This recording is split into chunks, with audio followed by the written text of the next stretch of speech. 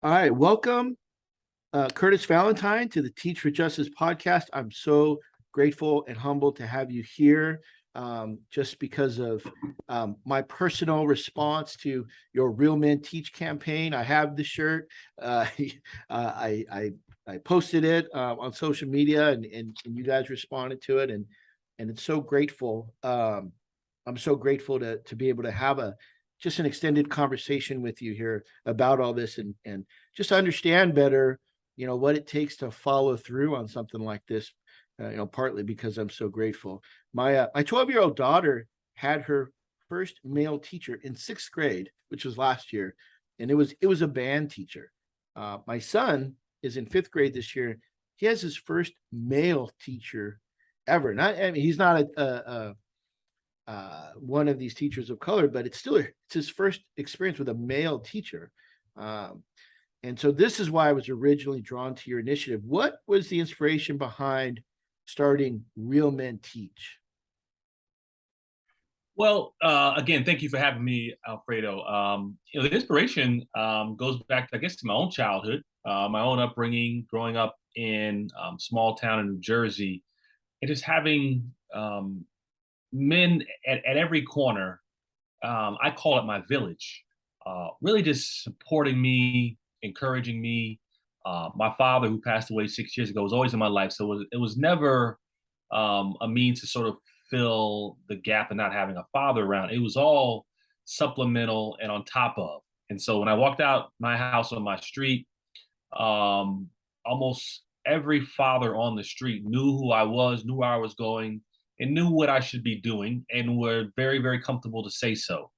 Then I went to school, and particularly in middle school, my middle school principal was very, very influential in my life to really set out, expectations and standards.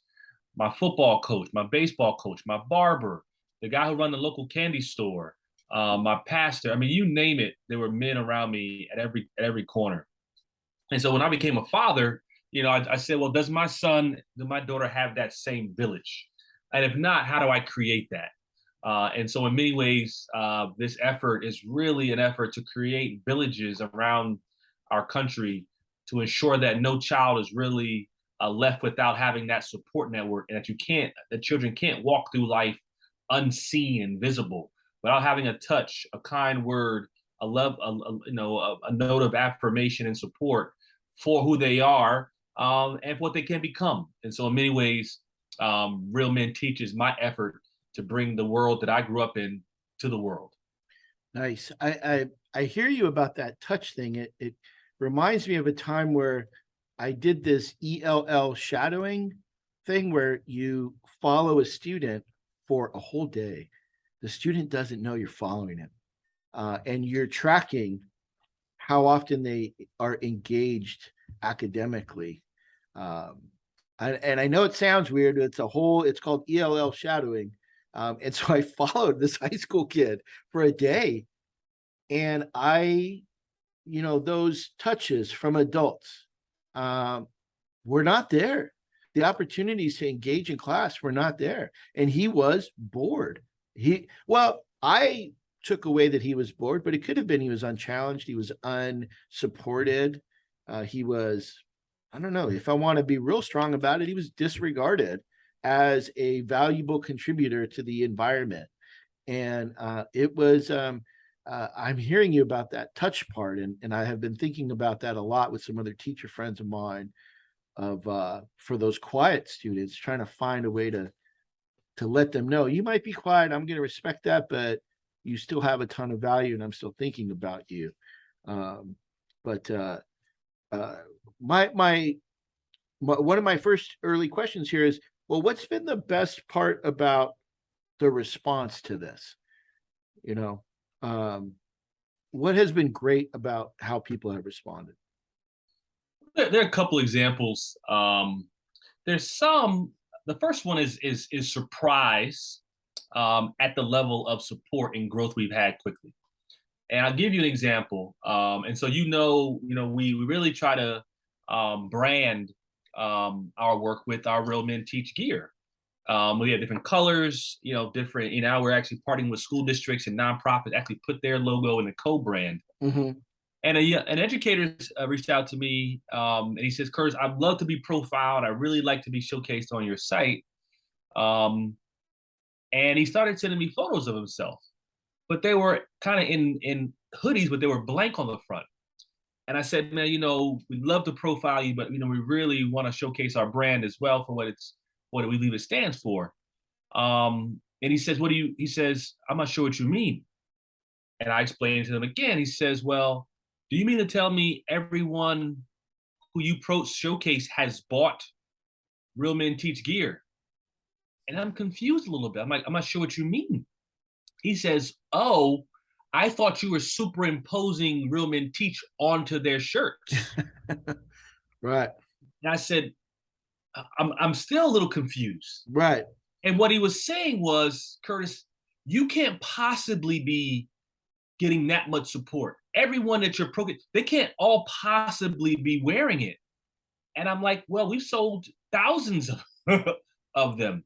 But he thought that I was like putting images on stock photos and then putting it out there, sort of giving the impression of support. And so it was sort of a backhanded compliment of, yeah, it's got a weird feel to it.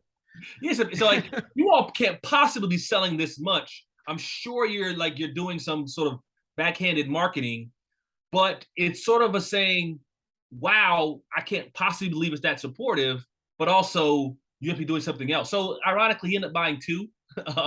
He said, no problem, I'll do it. I'd assume that you weren't even that popular. That was one. And so I think that compliment sort of to me was, wow, this brand is so strong, it can't possibly be real. And then the second one is actually another Latino brother he's from Newark, New Jersey. And we had a call and he said, Curtis, to meet you and to become part of this community, it's so impactful. He said, I've been doing this in Newark, New Jersey for years and have never met someone I could connect with. And he said something that was so powerful, and I may end up putting on one of my hoodies. He said, Curtis, I think I found my tribe. Right. And I was like, he's like, we're me, you, Alfredo, we're all sort of brothers. We're kin in this work. But many of us are operating independently. Like you're in LA, he's in Newark, I'm in Maryland. And we're all sort of in our buildings. And in my case, when I first started teaching, I was the only Black male teacher. And so I'm like, there has to be someone else who's going what I'm going through. And lo and behold, you and you're in the other side of the world, could have been connected and could really have been supported one another, but there was nothing connecting us. And we're all part of the same tribe that sort of believe the same things and see children the same way and are sort of almost separated, at birth from a tribe of, here are men who have a certain way of looking at the world, but also have a certain internal engine that says, I must do something about it. It's not enough to see the problem. I must do something about it. And to connect with those kindred spirits to him was saying, I was lost, now I'm found. Thank you so much. So those two responses in their own way are really the responses that I've gotten so far, in addition to all the partnerships that we'll talk about later of school districts and nonprofits and universities who come to us wanting to become part of our campaign. Right. Hey, that concept of tribe is super powerful. I have to admit, I think my attraction to it was just, I don't have guys like that wearing gear like that on my campus. And I wish I did, because that would be my bro, who even if they didn't teach social studies, even if they weren't in the fight with me to bring ethnic studies, it would just be someone who I could talk to, even if it was just with a look in a meeting when the shenanigans are happening, right? Just to be like, okay, all right, this is this guy over here, right? And I've had to find that through social media, and it's no offense to some of the people I work with, and there are some guys on this campus who are allies. They're very clear about it, but it is just a little different when you have a browner and over here, brown and black is the same thing. It's the same struggle. It's we've been through similar things, to get here. And it wasn't always with support from your immediate family. That was not, I'm one of 5 kids, the only one to go to traditional university, and it wasn't supported. It was, you could be working right now. You could be bringing money in instead of having money come out. You could be more of a quote unquote contributor, and we'll get to what we do with talented young men of color here in a bit. But when I declared I was going to be a teacher, that wasn't necessarily celebrated. It was you could be a lawyer. Why would you quote unquote settle for being a teacher? And at some point, of course, just gotta set my own path and say this is where I feel drawn. But yeah, your just the concept, Real Men Teach, and then of course the Twitter handle with its celebration of guys who look like me was a breath of fresh air at a time where teaching was getting tough. And I know one of your advocacies is not just recruiting, it's retention. But I'll tell you, man, just being out there positively showing guys that look like me, that's part of retention. I just want to let you know that. And it's hitting all the way over here in Los Angeles County on the other side of the country. And so, and the shirt, hey, saw it, bought it, and wore it proudly.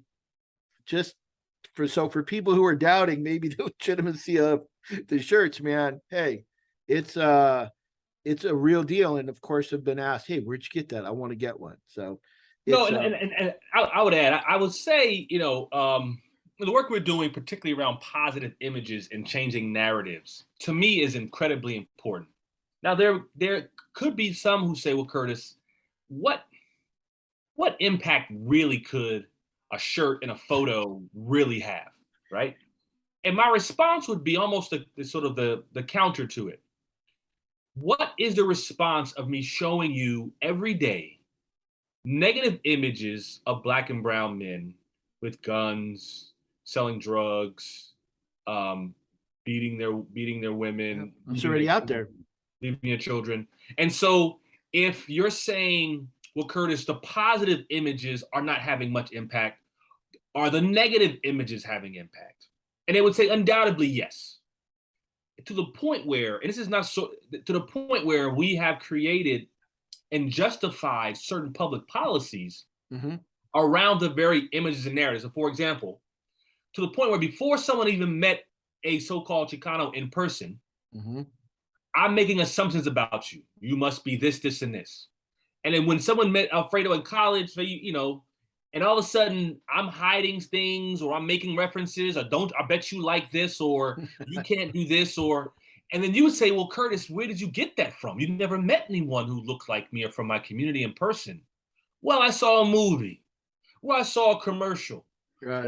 where I saw a news story, or and so I think, for me, this idea of how do we shift narratives, not just for how we see each other, but for how children see the education profession and how the world does. Everyone says we got to put more respect on the teaching profession. How do we do that? From my perspective, one male educator at a time. And you got to be patient. When you talk about putting these images in front of kids, in preparing for this, I came across an image of young boys wearing the shirt.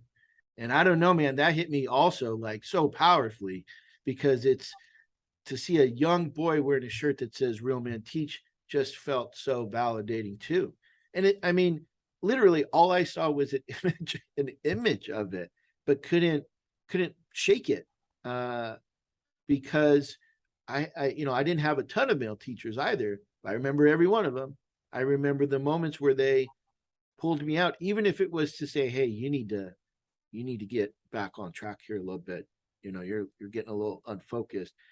And I'm so grateful for those one-on-one chats, even if they felt a little scary in the moment because we had to go talk outside or whatever it might have been. Okay, Mr. Calderon, 4th grade teacher, shout out. You took the time to take me outside and say, hey, man, I need you to be a little more focused. I think you're getting in your own way here. All right, I can do that. But the images are plenty impactful. And I think you saw how you can use social media to do that. And I've been cleaning up my timelines here, realizing that there's teacher Twitter, but there's a thread that just complains the whole time. And I could go to my own teacher lounge for that at lunch, right? What am I going to use my free time for? And so my timeline at this point is pretty clean with people that are helpful and instructive, and it makes the day go by a ton better. But that's the part, is the follow through. I'm sure people have had the idea of let's put positive image, but you're acting on it. And yeah, I know it's probably you're making it sound simple, but I'm sure it's a ton of work. And It's a labor of love, but it's also, I'm also feeding off your energy and energy of others. And so when we first started, the goal was 100 days straight of positive images of men of color. okay, And this is to 100 days. And I'm thinking about 100. And so like, have we sold 100 hoodies? I mean, and so once we started putting them out, and then I started seeing the comments under the photos from the mothers and the aunts and the daughters and the friends. right, Oh my gosh, Alfred, bro, I'm glad that you're finally getting recognized. Thank you so much. Or students saying, "Oh, Mr. Silva, thank God, I mean, finally." And so then we started getting then people started saying, "Hey, I have somebody who should be recognized." right, And so we got the day 99, and we had 100 more images in the pipeline. We got the day 299, and so now we just call it Real Men Teeth 365. right, Every single day, if you follow us on social media, you're going to see an image of a man who has said, "I am here to help." Period. And you're not going to get me showing pictures of men who left. You're not going to see me showing images or stories of men who are not totally invested in our students. And so, you can't get away from it. If you go away and come back, we're still going to be here. right. And because they look like me, and because they're from all over the country, it speaks more to, this is not just a small group of people in your region. This is everywhere.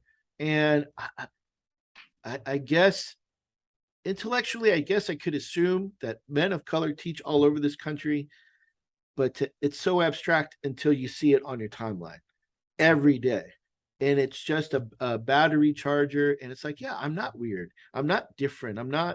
I shouldn't be thinking to myself, man, this is a profession that isn't respecting me. I need to go somewhere else and do something else, because I would be awkwardly uncomfortable somewhere else anyway, you know. And so that's such a great part of it. But what there has had to be, I would imagine, some disappointing responses to this. And without making a whole show about it, because I do want to celebrate the positivity part, but I do want people to hear, what have been some of the more disappointing responses? Well, I mean, I think some of the disappointing responses are folks saying that it's just not enough, or you're not going to have any impact, or why don't you do something else?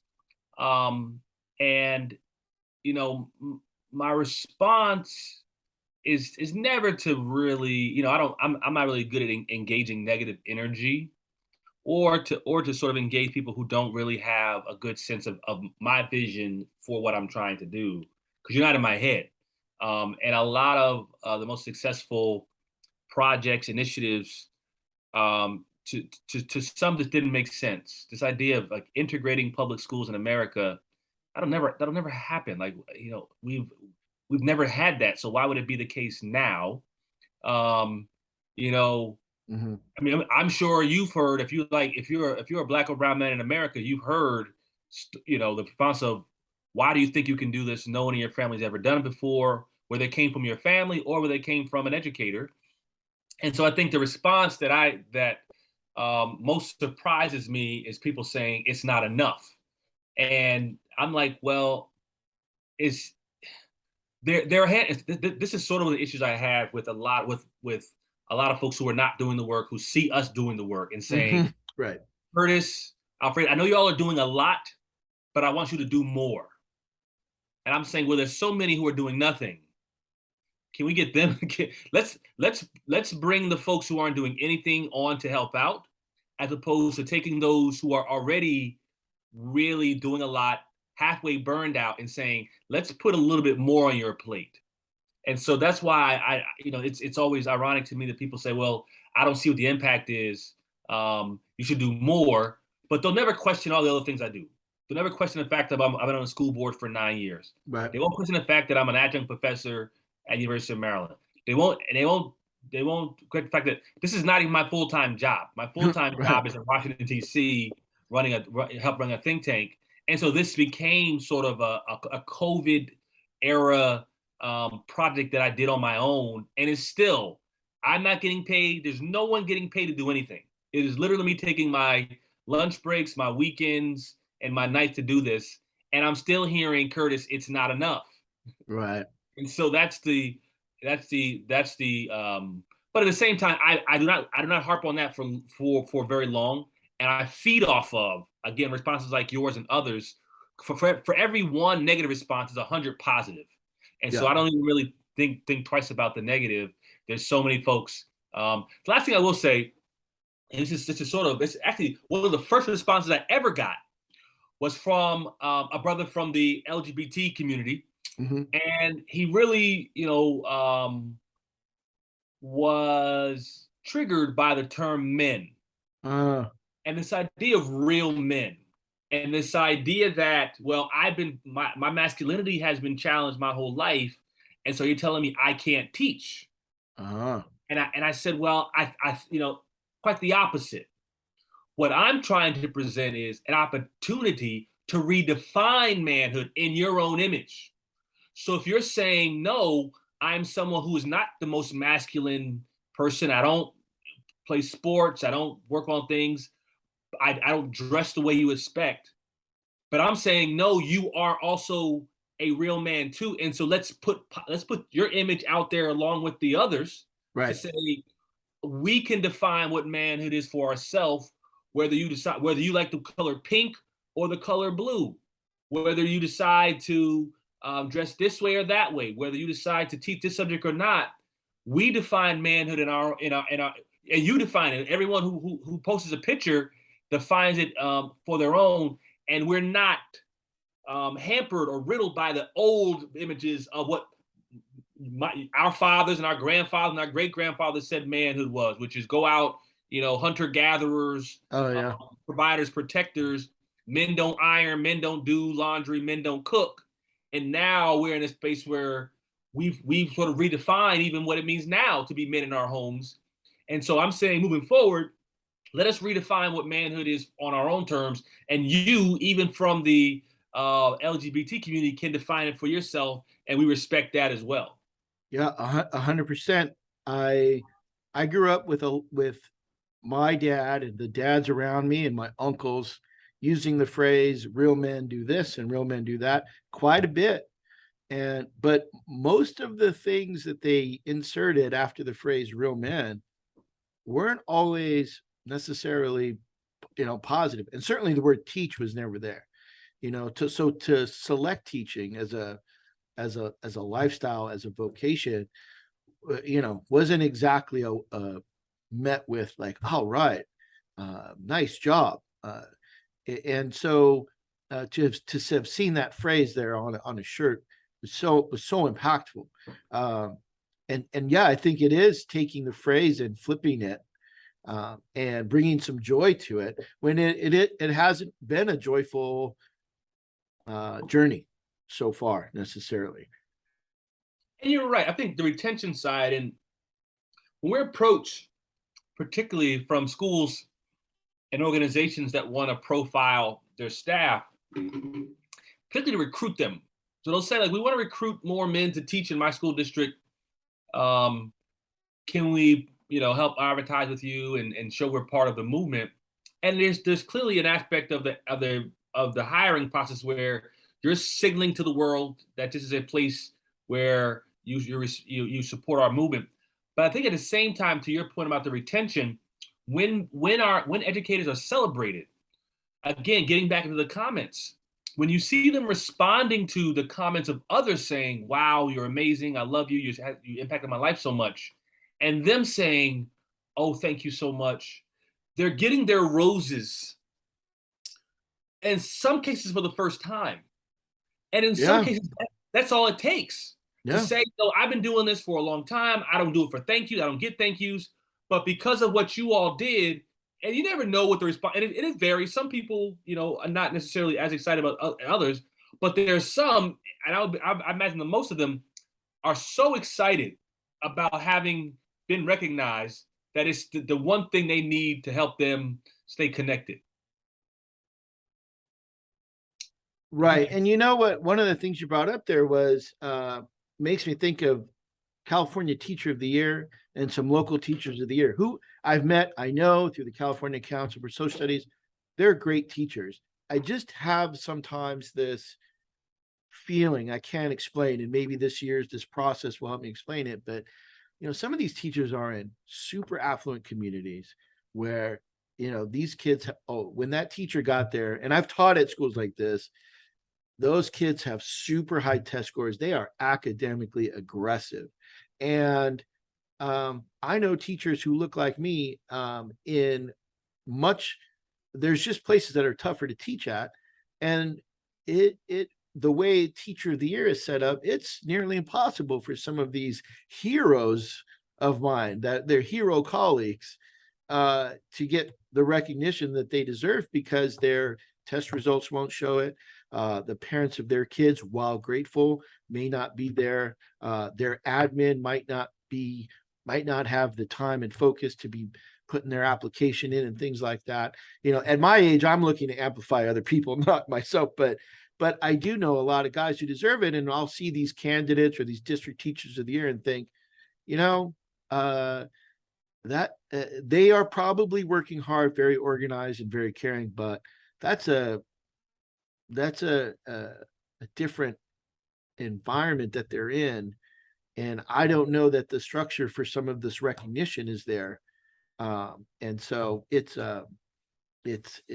I struggle with some of these people that get the recognition. I'm glad this kind of thing is out there, because these guys in their gear, man, on the pictures, they look so confident, so happy.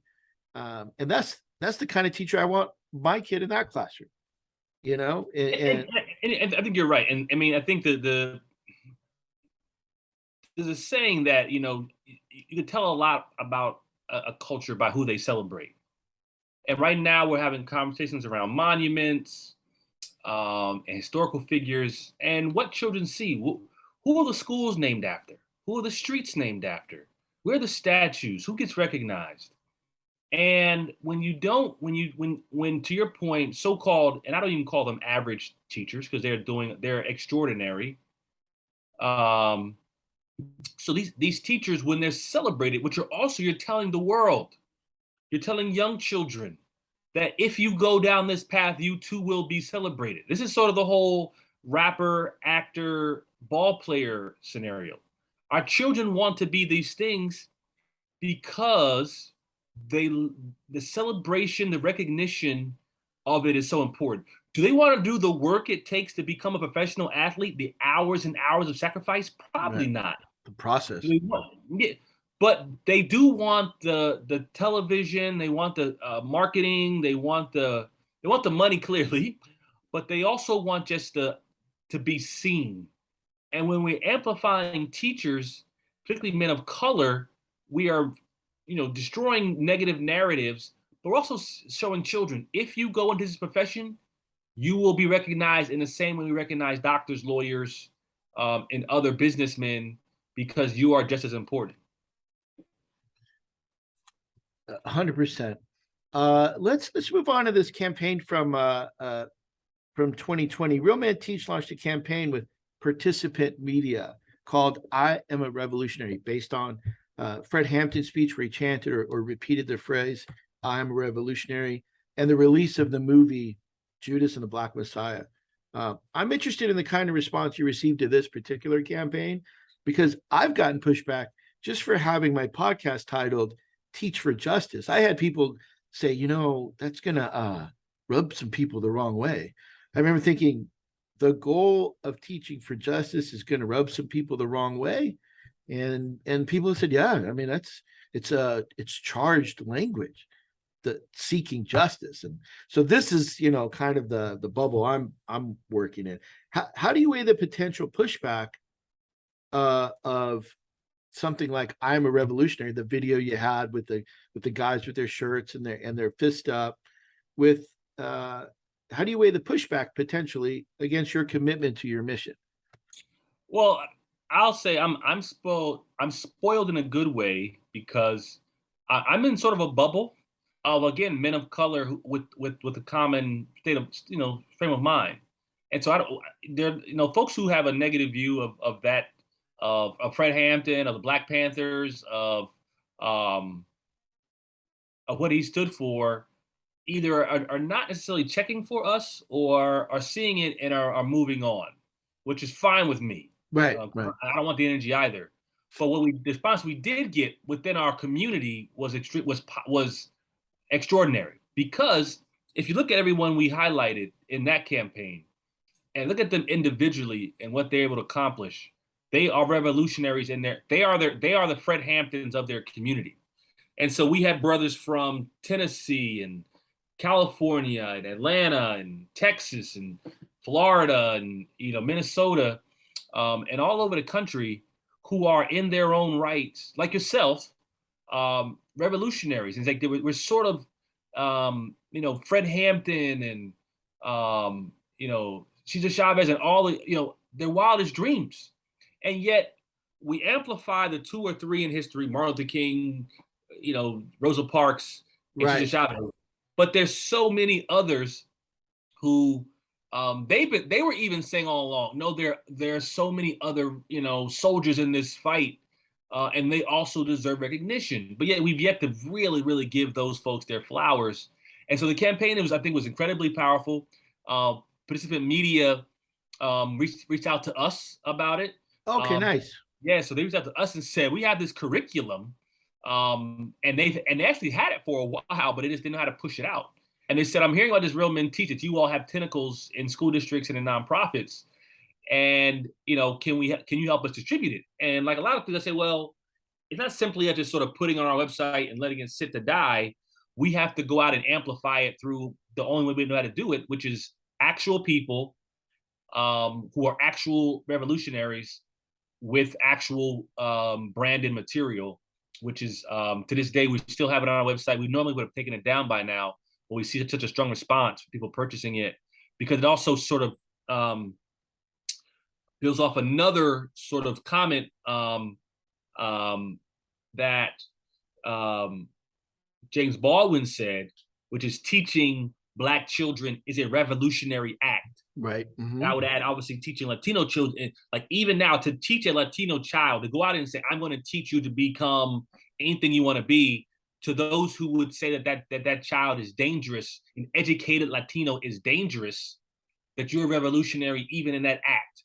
I'm going to take this young Latino, and give them the tools to be self-sufficient, to fight justice, and to be an ambassador for their community. And to those who would oppose what they would do, they would call you a revolutionary. And so we embrace that, and we chant, I will take that title proudly. And so, yeah, we have that still there.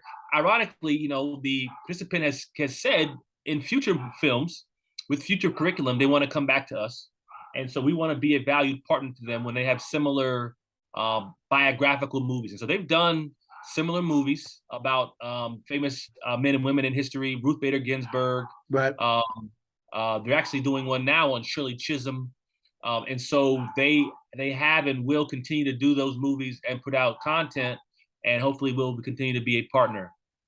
Yeah, and the thing is, it doesn't feel revolutionary to me, and so when people, have that perspective, it's I feel like it says more about their understanding of who should be where, right? It's a place thing.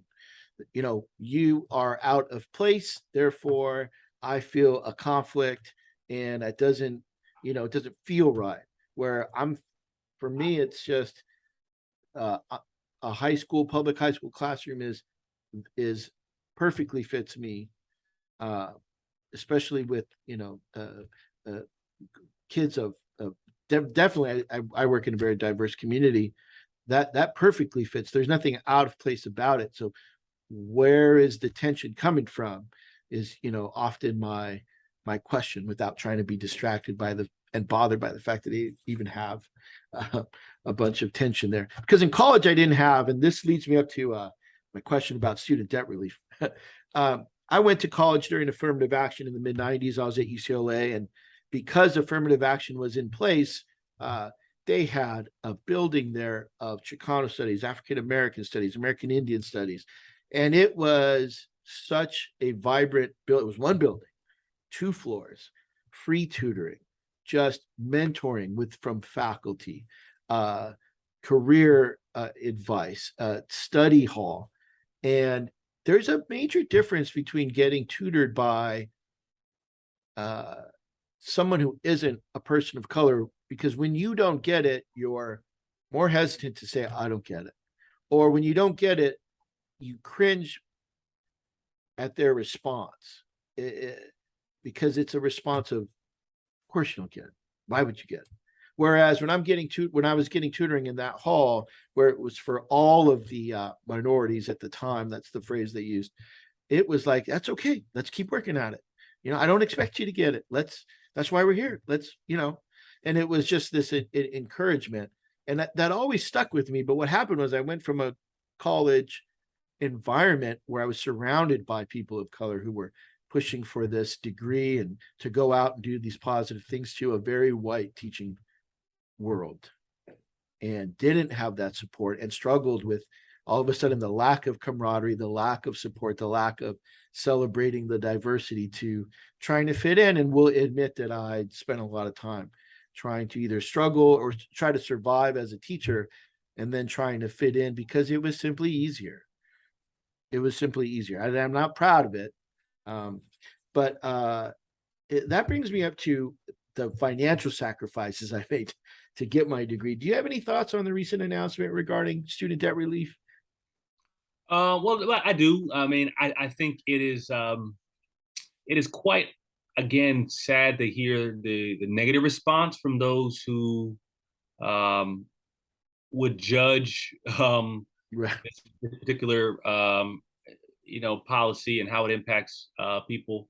Um, and it's quite hypocritical in many ways, because other more affluent communities are bailed out on a regular basis, and there's not a lot of pushback to the sense of, well, they're too big to fail. And my point is, are you saying that we aren't, that letting Black and brown communities fail is perfectly okay, but the banks and the billionaires and those folks who got PPP loans, that's different? At the same time, I definitely think that we have to have a conversation about how to pay for college, how to ensure in the future that Black and brown children don't have to continue to take out loans like this. And let's get to some of the solutions that I'm working on and others are working on, particularly as it relates to free community college, Right. and community college credits in high school, so that if and when you do go to UCLA, instead of staying for 4 years, maybe it's two. Maybe you're walking in with credits to become a junior, or maybe you stay a little longer, but you have less credits per semester. And so these are things that I'm studying and seeing are impacting lives, impacting my own son attends a high school like that, where he's getting college credit. Well, he'll graduate with an associate degree. My wife is a principal of a school like that. Right. So these are things that are alternatives to sort of taking on the college debt. It does give a really an incentive for universities not lower their costs, because they're thinking, well, we'll just keep UCLA, University of Maryland, at a high cost because the federal government is going to pay it back. And so I don't want that to be sort of a perverse incentive for universities to keep their tuition high. We have to figure out how to cut costs, and it could be around virtual learning. It could be around, again, community college credit. Um, uh, but it cannot be this hard for us to move up. Social mobility should not be this hard. America shouldn't be one of the hardest countries in the world to move out of poverty into financial independence, which it is, and we have to Yep. start for education. Going now to teaching. I saw a question that you had posed recently. You were doing a speaking engagement, and it was regarding how one would convince a potential teacher, a talented young man of color, to go into teaching versus something else. And it's no secret that this podcast is about my journey to understand. I don't have the answers. I don't claim to have the answers.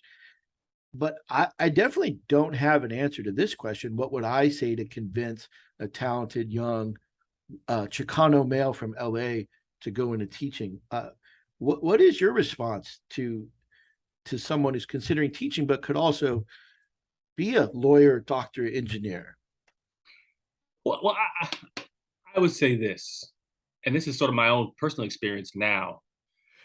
Particularly men of color, Black and brown men, we are many things. We're never one thing. And so, even as an educator, Alfredo, you're also a podcast host. You're also an advocate. And so there's only a handful of professions that allow you to be more than one thing. Right. And teaching is one of them. When you're a lawyer, you can't say things you want to say all the time. You can't go places you want to go. And you have to be very careful in a way. Medical doctor, all those things.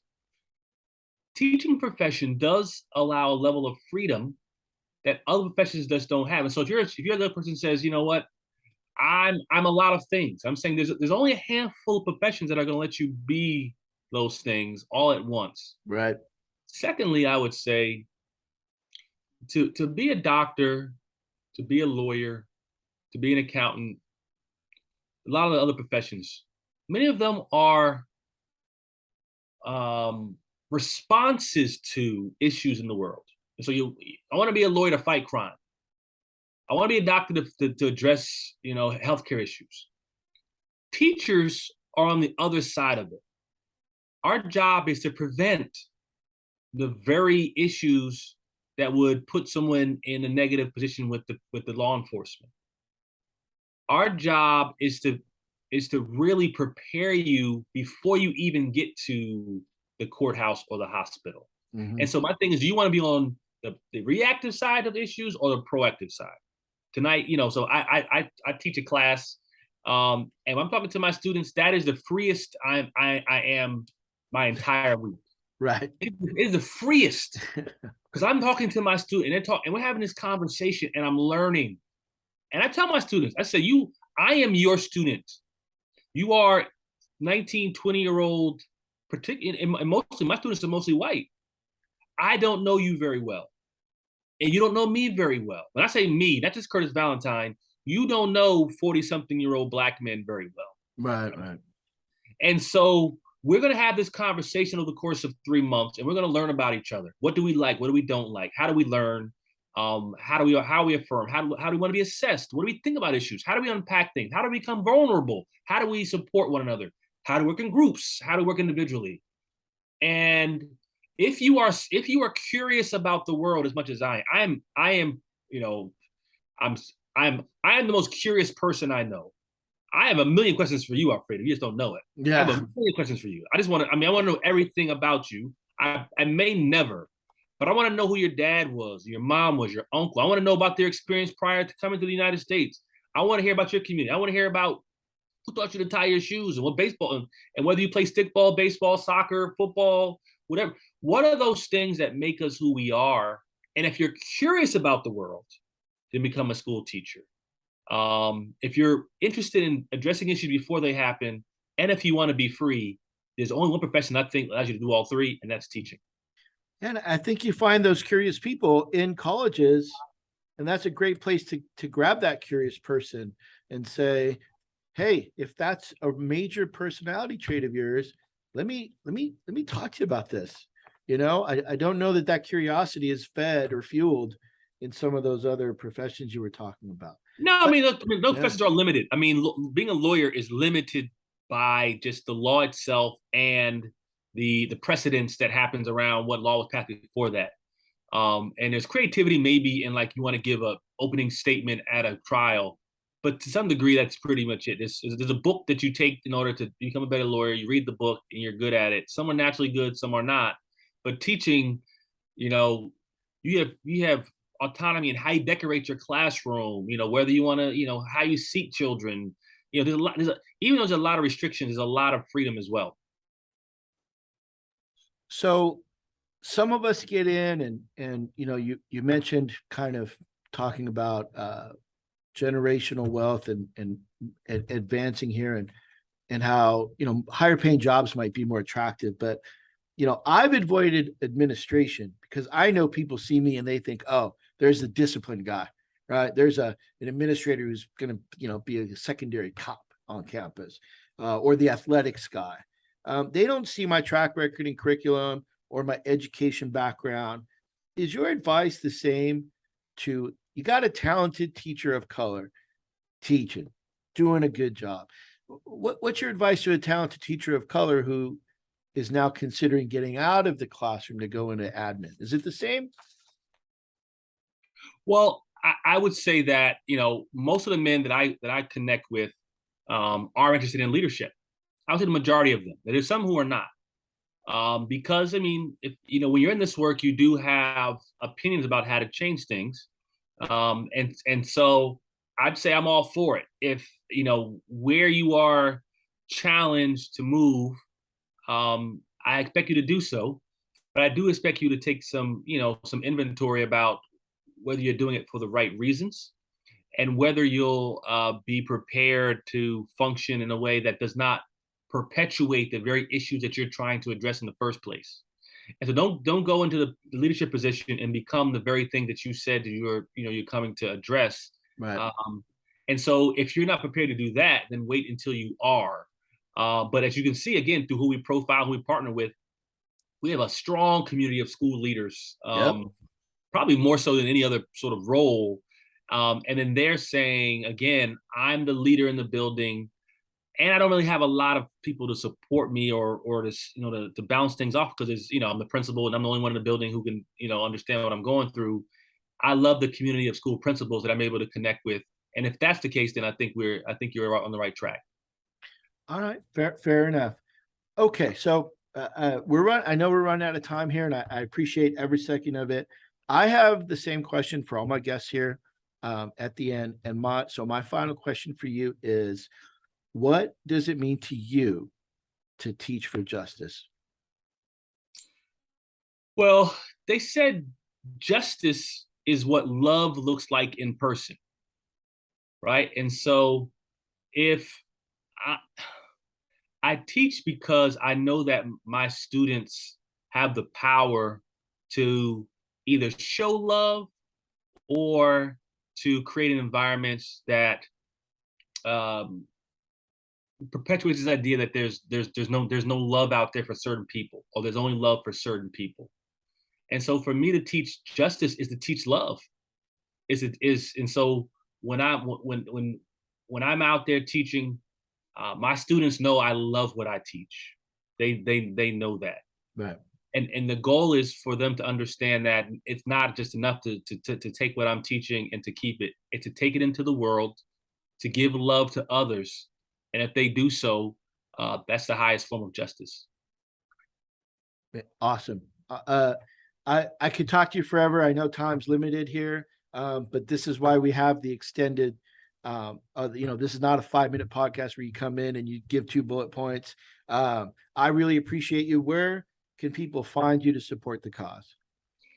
realmenteach.com. You can go and find out about some of the curriculum we have. You can find out about jobs we're posting, scholarships, and then how to partner with us. If you want to, you want your school district or your nonprofit or university to partner with us with some co-branding marketing materials, please let us know. Follow us on social media, Real Men Teach on LinkedIn, Real Men Teach on Instagram, Real Men Teach #2 on Twitter, or you can find me on Facebook at Curtis Valentine. Yeah, and I just want to encourage anyone who hears this. if a Real Man t-shirt is not for you, buy one and give it to someone else, and I guarantee you they'll love it. And they'll feel validated, because attaching the concept of teaching with being a real man is so powerful. It's not a concept that gets joined a lot for us. I can just share my personal experience. It's not a concept that gets expressed to us a lot, and I think you'd be doing a ton for whichever male teacher of color you do give that to. So something to consider.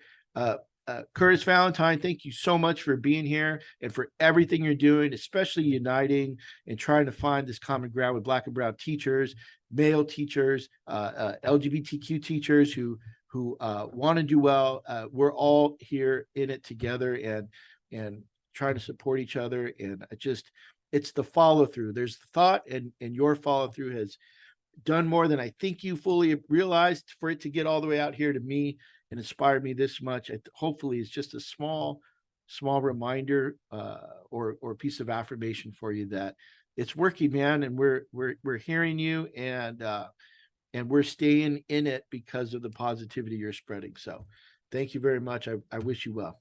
Thank you for having me, brother. I appreciate it. All right.